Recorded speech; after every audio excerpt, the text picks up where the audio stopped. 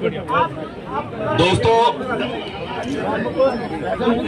ये जो संघर्ष चल रहा है अभी दिल्ली विश्वविद्यालय में,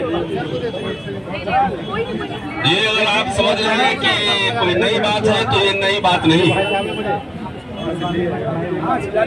ये संघर्ष तो 2500 साल पहले शुरू हुआ था और हम लोग इस संघर्ष को सिर्फ आगे बढ़ा रहे हैं। ये संघर्ष गौतम बुद्ध, रविदास, फुले, कबीर, पेरियार, जगदेव बाबू, तमाम ऐसे लोगों ने वैसे समाज के खिलाफ युद्ध बोला था जो असमानता में और श्रेणीगत विषमता में विश्वास करते हैं। तो मैं समझता हूं कि ये जो संघर्ष है ये कोई नई नहीं है। हम लोग इस युग में इसको आगे बढ़ाने की कोशिश कर रहे हैं। इसलिए सबसे पहली बात है, डरना नहीं है, डरना मना है। अभी फिर कुछ दिन पहले, 2-3 दिन पहले हमने सुना कि आईआईटी में ज्यादा हो रहा है, मेडिकल कॉलेज आईआईटी में ज्यादा हो रहा है। एक बच्चा ने फिर सुसाइड किया है। मैं बार बार सार्वजनिक मंचों से ये कह रहा हूं कि भागो मत, दुनिया बदलो, डरो मत, लड़ो।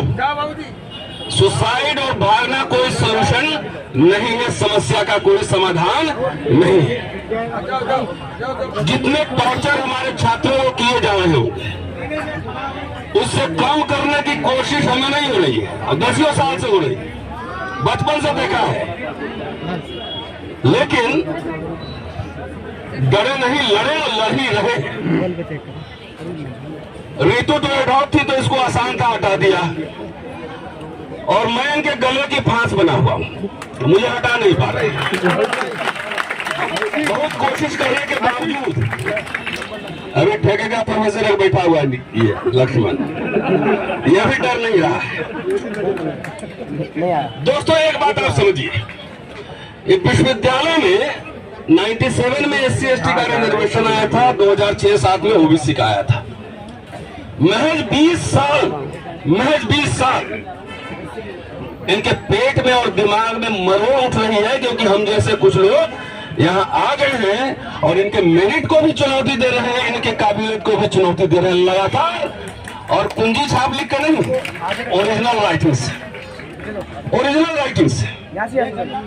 तो ऐसे शिक्षकों पे, ऐसे छात्रों पर ये दमन क्यों हो रहा है? ये इसलिए हो रहा है कि एक छात्र, एक टीचर, अगर टीचर काबिल हो तो जनरेशन को बनाता है और जनरेशन को प्रभावित करता है, ये बात है। और नौकरियों में चले जाए तो वहां पे आपके पास प्रोटोकॉल है, रिटायर होने तक आप बोल नहीं सकते हैं। लेकिन हम यहाँ किसी के अंडर में काम नहीं करते हैं, हमारा कोई बॉस नहीं होता है। क्लास लेने के बाद मुझे लिखने, पढ़ने, बोलने, समीक्षा, आलोचना करने की आजादी है।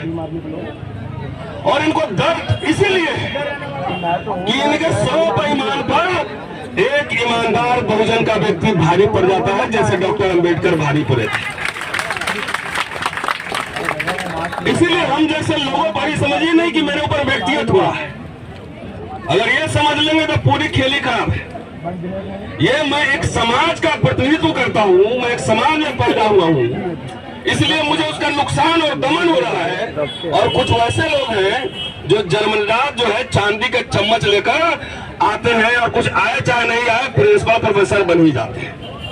कुछ आए चाहे नहीं आए, क्योंकि उनकी जात वाले लोग चारों तरफ हर जगह बैठे हुए हैं। और ये जितना भी दमन करे, अगर ये लग रहा हो कि इसे डर के कोई छोड़ के भाग जाएगा, तो यहाँ कोई मैदान छोड़ने वाला नहीं है। ये मैं जानता हूं कि कुछ लोग कायर होते हैं, छुप के और झुंड में वार करते हैं। हम लोग उस परंपरा के नहीं हैं, हम लोग भीमा कोरे गांव वाले परंपरा के हैं। सामने बोलेंगे, तुम्हें जो करना है तुम करो, हमें जो करना है हम करो। और ये समझ रहे हैं छोटा छोटा प्रिंसिपल, ये मैं छोटा छोटा ही कहता हूँ, छोटा रिचार्ज है। ये मोदी साहब का छोटा रिचार्ज है। इतने 2 महीना से ज्यादा से यहाँ आंदोलन चल रहा है और अभी 5 राज्यों में जाके प्रचार कर रहे हैं मोदी जी। मैनिफेस्टो निकाले छत्तीसगढ़ का 47 पेज का, उसमें सब सामाजिक न्याय ये वो सब बात हो रही, लेकिन दिल्ली विश्वविद्यालय में क्या हो रहा है ये उनको नहीं दिख रहा है। हमारे कुछ कहने से बोलने से तुम्हारी भावना आहत हो जाती है भाई। तो मैं कहा कुछ कह रहा हूं, तुम्हारे शास्त्रों में जो लिखा हुआ है उठा के बोल देता। तो अगर तुम्हारी भावना आहत हो रही है तो इसका ठेका हमने नहीं लिया है, समाज ने ठेका नहीं लिया है। सवाल उठेंगे, सवाल उठाए जाएंगे, सवाल उठाए जाएंगे। अगर आपको आस्था प्यारी अपने घर में रखो। दोस्तों, दिल्ली यूनिवर्सिटी में जिस कॉलेज में मैं पढ़ाता हूं उस कॉलेज का नाम है हिंदू कॉलेज, और ऋतु जहां पढ़ा रही थी उस कॉलेज का नाम है दौलत राम कॉलेज। सिर्फ 500 मीटर की दूरी, सिर्फ 500 मीटर, इस रेड लाइट से उस रेड लाइट का फासला है। अगर दोनों जगह देखो तो क्या इक्वलिटी बिफोर लॉ है, इक्वलिटी बिफोर एडमिनिस्ट्रेशन है? मेरे कुछ कह देने भर से आपकी भावना आहत हो गई, आपने FIR करवा दिया कई जगह। मैं डरा, कभी माफी मांगी, सरेंडर किया नहीं, फ्रिवोलस FIR हो जाता है, हमारे लोग मारे जा रहे हैं, लेकिन उसमें कोई सुनवाई नहीं है। पुलिस आंख कान बंद करके ये बैठी रहती है। आहत हो गई, FIR हुआ, ठीक है, कोई बात नहीं, मुकदमा हम लड़ लेंगे, लेकिन उस FIR होने पर मेरा प्रमोशन, छुट्टी सब रोक दिया है। कुछ नहीं बचता है तो इनके पास आखिरी हथियार होता है, आखिरी हथियार, वो महिला उत्पीड़न केस में फंसा दो। मेरे साथ 2 बार ये करने की कोशिश की गई, अब दोनों बार मैंने हराया है, दोनों बार। आज तक रिपोर्ट हमारे कॉलेज के प्रिंसिपल नहीं दे रही है। क्यों? इतना ताकत है तुम्हारे प्रशासन में तो रिपोर्ट को खाली देकर मुझे देखो, छुट्टियां नहीं मिलती है किताब लिखने के लिए।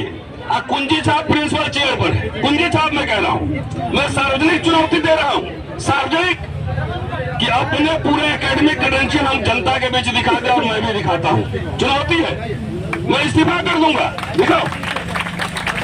तो आपके मेरिट का मैंने कहा वो तोड़ दिया। ये बात रेफरेंस बार बार देना इसलिए जरूरी है कि 500 मीटर दूर पे सविता राय पर क्रिमिनल केस, क्रिमिनल चार्जशीटेड है, चार्जशीट दायर हो चुका है, लेकिन वो प्रिंसिपल बन के बैठी हुई है और मुझे इसके बाद चांसलर ऑफिस से चिट्ठी रेफरेंस दे कह रहा है कि आपका प्रमोशन नहीं होगा। अरे प्रमोशन आता जाता रहेगा, उसकी चिंता कौन करता है? हमारे कॉलेज में तो 200 टीचर हो गए, तो 200 में से कितने लोग को जानते हैं? लेकिन हम लोग जाते हैं तो रेलवे स्टेशन, बस स्टॉप, सब पे 10-20 लोग मिल जाते हैं। तो असली प्रोफेसर नहीं, असली ये है, कुंजी छाप लोग प्रोफेसर नहीं हो सकते, वो डेजिग्नेशन ले सकते हैं, इंक्रीमेंट ले सकते हैं, लेकिन प्रोफेसर का तात्पर्य ज्ञान से है, तार्किकता से है, बुद्धि से है, इससे है। ये टिक नहीं सकते। सार्वजनिक मंच पे बहस करा लो, अगर पब्लिक में आके सिर्फ 10 मिनट बोल दे, 10 मिनट में कह रहा हूं, तो मैं मान जाऊं। तो एक ही यूनिवर्सिटी में 500 मीटर के दूरी पर 2 कानून लागू है, इसीलिए मैं कह रहा हूं कि मनुस्मृति लागू है, इसकी कभी घोषणा नहीं होगी, संविधान बदलने की घोषणा नहीं होगी, लेकिन धीरे धीरे उसके जो प्रावधान है, धीरे धीरे उसके पन्ने फाड़ दिए जाएंगे। इसलिए हमारे जैसे लोग, मैं बार बार कह रहा हूं कि अपने घर से बहादुर बच्चे निकालिए। कायरों का इतिहास नहीं होता है, लड़ने वालों और बहादुरों का इतिहास होता है। हम रहे चाहे नहीं रहे, लेकिन डिजिटल दुनिया में सारे वीडियो दिखते रहे कि मैं किस समय क्या बोल रहा था। तो दोस्तों, ये लड़ाई जारी रहनी चाहिए। विश्वविद्यालय दिल्ली में, प्रधानमंत्री जी का घर यहाँ से 15 किलोमीटर ही दूर होगा, 15 किलोमीटर दूर। सबको पता है क्या चल रहा है, लेकिन आपके साथ न्याय नहीं हो सकता है, क्योंकि जिस दर्शन में ये विश्वास करते हैं वो दर्शन जो है मनुस्मृति से आता है, और यही लोग हैं जो बाबा साहब के पुतले जलाए थे और संविधान नहीं मानने वाले लोग थे। नहीं पता है तो ऑर्गेनाइजर जाकर देख लीजिए, जो संविधान लागू हुआ था, RSS का मुखपत्र। तो हमें कोई कंफ्यूजन नहीं है। बोलते हैं ना कि अगर कबूतर आंखें छुपा ले रेत में और बिल्ली नहीं खाए तो कहीं ये प्रॉब्लम बिल्ली का नहीं, कबूतर का है। तो हमें ये पता है कि आगे क्या क्या होना है। आगे क्या क्या होना है? एक ही जिंदगी है, एक ही जिंदगी है, कोई अमर होकर नहीं जाएगा, सबको मिट्टी में ही मिलना है। तो जिंदगी लंबी नहीं, महत्वपूर्ण होनी चाहिए, मीनिंगफुल होनी चाहिए।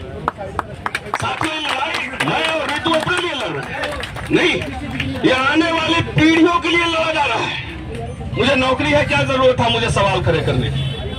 नौकरी है, बंगला है, सब कुछ है, लोग जानते हैं, किताबें छप रही हैं, लेख लिख रहा हूं, तमाम हो रहे। ये क्यों ये लड़ाई है?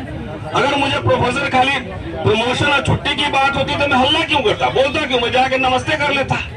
लेकिन ये कभी नहीं होगी, क्योंकि बाबा साहब ने बार बार एक लिखा है, एक लाइन बार बार लिखा है कि रोटी से अधिक महत्व स्वाभिमान का होता है।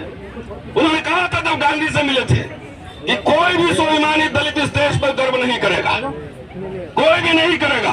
Mister Gandhi, I have no homeland, उन्हीं का लाइन है। और क्यों नहीं करेगा, इसका प्रत्यक्ष प्रमाण हम लोग हैं। हर इतनी संघर्ष के बावजूद एक स्टेज पे आइए, एक मुकाम हासिल कीजिए, लेकिन पग पग पर, चप्पे चप्पे पे द्रोण है, हर शाख पर मनु है, याद रखिएगा। मनु बाबा आजकल जंगल में नहीं मिलते हैं, गुरुकुल में। मनु बाबा आजकल मिलते हैं कॉलेज में, हैं, उसके फीमेल एडिशन भी है, फीमेल एडिशन भी है। मनु बाबा कॉलेज में, आईआईटी में, विश्वविद्यालयों में मिलते हैं, और लंच आजकल 5 स्टार होटल में करते हैं। तो ये समझना है, चप्पे चप्पे पे द्रोण है और शाख पर मनु है। इसलिए बहुत सारे ऐसे वैचारिक योद्धाओं की जरूरत है। एक रतनलाल, एक ऋतु सिंह, एक लक्ष्मण यादव से बात बनेगी नहीं, क्योंकि लड़ाई तो अभी लंबी